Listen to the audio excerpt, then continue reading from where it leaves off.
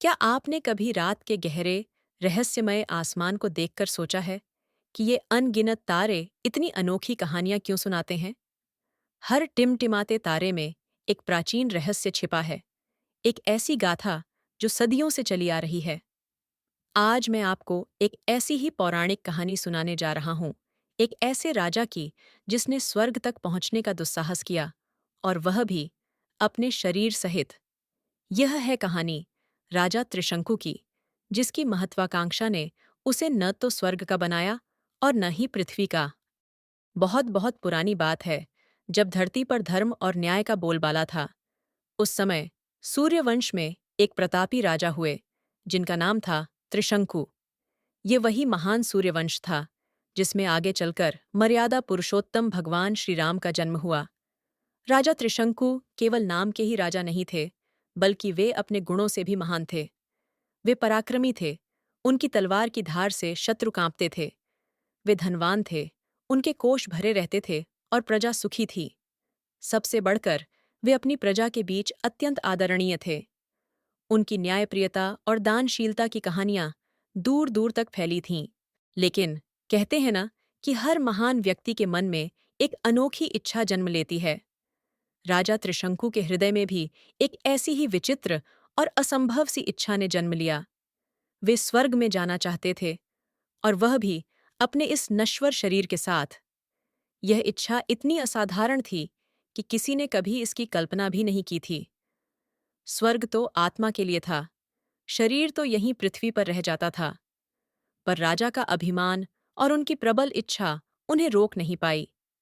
उन्हें लगा कि उनकी तपस्या, उनका पुण्य उन्हें यह अधिकार दिला सकता है। अपनी इस अद्भुत इच्छा को पूरा करने के लिए राजा त्रिशंकु ने अपने कुल गुरु महर्षि वशिष्ठ से प्रार्थना की। महर्षि वशिष्ठ त्रिकालदर्शी और परम ज्ञानी थे। वे धर्म के मर्म को जानते थे और ब्रह्मांड के नियमों से भली भांति परिचित थे।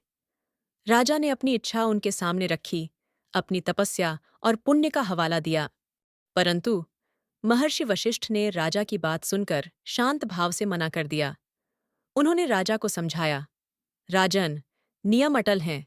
स्वर्ग में केवल आत्मा प्रवेश कर सकती है, देह के साथ कोई भी नहीं।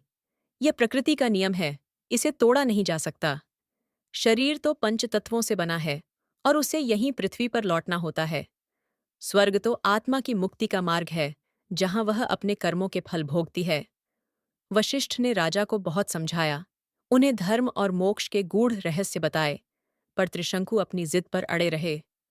उनका मन अपनी इच्छा से डिगने को तैयार नहीं था। जब गुरु वशिष्ठ ने राजा की बात नहीं मानी, तो त्रिशंकु ने सोचा कि शायद उनके पुत्र उनकी सहायता कर दें। वे वशिष्ठ के 100 पुत्रों के पास पहुंचे और उनसे अपनी इच्छा पूरी करने का आग्रह किया। लेकिन वशिष्ठ के पुत्र भी अपने पिता के समान ही धर्मनिष्ठ और ज्ञानी थे। उन्होंने राजा की इस अनुचित और असंभव इच्छा को सुनकर क्रोधित हो गए। उन्हें लगा कि राजा अपने गुरु का अपमान कर रहे हैं और धर्म के नियमों को चुनौती दे रहे हैं। अपमानित होकर वशिष्ठ पुत्रों ने त्रिशंकु को शाप दे दिया। उनकी वाणी में इतनी शक्ति थी कि शाप तुरंत फलित हुआ। उन्होंने कहा, अब से तुम चांडाल बनकर इस पृथ्वी पर रहोगे। तुमने धर्म का अपमान किया है, तुम्हें इसका दंड भोगना होगा।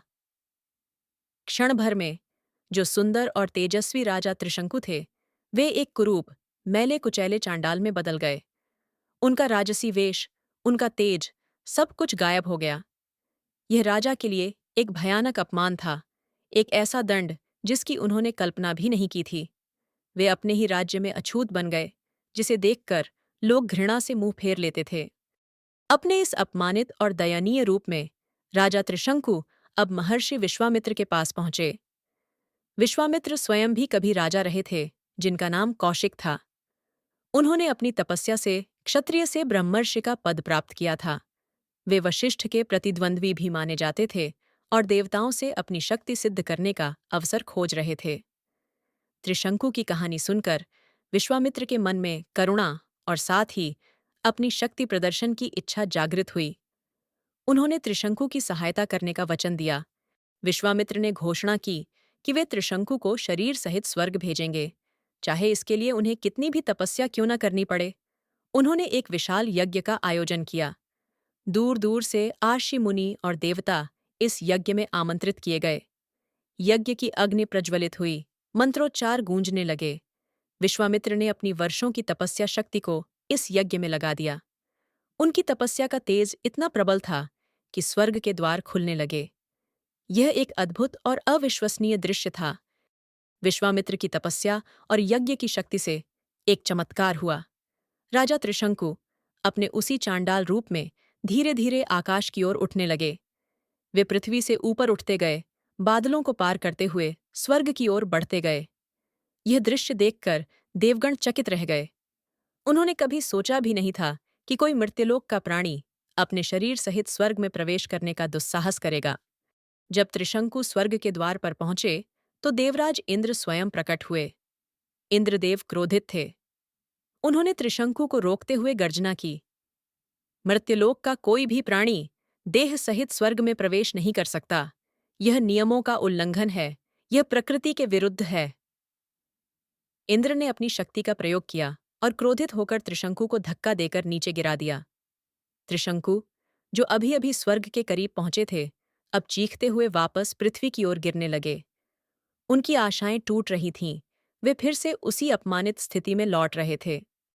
त्रिशंकु को नीचे गिरते देख महर्षि विश्वामित्र ने अपनी शक्ति का अंतिम प्रदर्शन किया। उन्होंने अपनी तपस्या के बल पर आकाश में ही त्रिशंकु को रोक दिया। उनकी वाणी में आदेश था, रुको त्रिशंकु, तुम न स्वर्ग में जाओगे न पृथ्वी पर लौटोगे। मैं तुम्हारे लिए एक नया स्वर्ग रचता हूं। और उसी क्षण एक अद्भुत घटना घटी। त्रिशंकु बीच आकाश में थम गए, न ऊपर जा सके और न नीचे आ सके। वे धरती और स्वर्ग के बीच अधर में लटक गए। विश्वामित्र की शक्ति यहीं नहीं रुकी। उन्होंने त्रिशंकु के चारों ओर नए नए तारे प्रकट किए, एक नया नक्षत्र मंडल बनाया। यह विश्वामित्र की तपस्या का ही परिणाम था कि त्रिशंकु के लिए एक नया, अपना त्रिशंकु स्वर्ग बना। इस प्रकार राजा त्रिशंकु ने देह सहित स्वर्ग पाने की इच्छा तो पूरी कर ली, लेकिन अधूरी ही। वे आज भी आकाश में झूलते हैं, धरती और स्वर्ग के बीच, एक ऐसे स्थान पर जहां वे न पूरी तरह से स्वर्ग में हैं और न ही पृथ्वी पर। यह थी कहानी उस राजा की, जिसकी महत्वाकांक्षा ने उसे आकाश के तारों में जगह तो दिलाई, पर स्वर्ग से दूर ही रखा। त्रिशंकु की यह गाथा हमें कई महत्वपूर्ण सीख देती है। यह हमें बताती है कि प्रकृति के नियमों को तोड़ना कितना कठिन है और कैसे अत्यधिक महत्वाकांक्षा कभी-कभी हमें अधर में छोड़ देती है। यह कहानी हमें यह भी सिखाती है कि हर इच्छा पूरी नहीं हो सकती और कुछ चीजें वैसी ही स्वीकार करनी चाहिए जैसी वे हैं। आज भी जब कोई कार्य अधूरा रह जाता है, जब कोई व्यक्ति न इधर का रहता है न उधर का, तो लोग कहते हैं, यह तो त्रिशंकु स्वर्ग जैसा है। ये मुहावरा हमें उस राजा की याद दिलाता है जो अपनी जिद के कारण हमेशा के लिए आकाश में झूलता रह गया। ये कहानी हमें बताती है कि जीवन में संतुलन कितना महत्वपूर्ण है और कैसे हमें अपनी इच्छाओं को धर्म और मर्यादा के दायरे में रखना चाहिए। तो अगली बार जब आप रात के आसमान में तारों को देखें, तो याद करें राजा त्रिशंकु की इस अद्भुत और रहस्यमय कहानी को। शायद आपको उन तारों में त्रिशंकु का अपना स्वर्ग दिखाई दे, जो हमें हमेशा यह याद दिलाता है कि कुछ इच्छाएं पूरी होने के बावजूद अधूरी रह जाती हैं। यह कहानी हमें यह भी सिखाती है कि हमारे प्राचीन ग्रंथों में कितनी गहरी शिक्षाएं और मनोरंजन छिपे हैं, जो हर उम्र के व्यक्ति को कुछ न कुछ सिखाते हैं। यह गाथा केवल एक कहानी नहीं, बल्कि जीवन का एक गहरा दर्शन है। ये हमें सिखाती है कि हमें अपनी सीमाओं को समझना चाहिए और प्रकृति के नियमों का सम्मान करना चाहिए। ये हमें यह भी बताती है कि कभी-कभी सबसे बड़ी शक्ति भी ब्रह्मांड के अटल नियमों को नहीं बदल सकती। क्या आपको यह पौराणिक गाथा पसंद आई? क्या आप भी ऐसे ही और रहस्यमय किस्से सुनना चाहते हैं? तो देर किस बात की? इस वीडियो को लाइक करें, अपने दोस्तों और परिवार के साथ साझा करें और हमारे चैनल को सब्सक्राइब करना न भूलें ताकि आप ऐसी ही और अद्भुत कहानियों से जुड़े रहें। अपनी राय कमेंट्स में ज़रूर बताएं। हमें आपके विचार जानने का इंतज़ार रहेगा।